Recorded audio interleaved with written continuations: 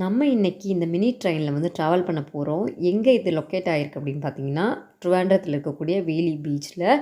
So இங்கே வந்து ₹50 வந்து என்ட்ரி ஃபீஸ். எல்லாருமே வந்து ட்ராவல் பண்ணிக்கலாம். இது பார்த்தீங்கன்னா, இந்த மாதிரி ஃபுல்லாகவே பீச் ஃபுல்லாக சுற்றி வரும்.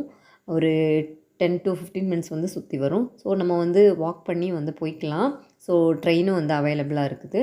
ஸோ நம்ம வந்து திருப்பி வந்து வாக் பண்ணி தான் வந்து பீச்சுக்கு போகிறோம்.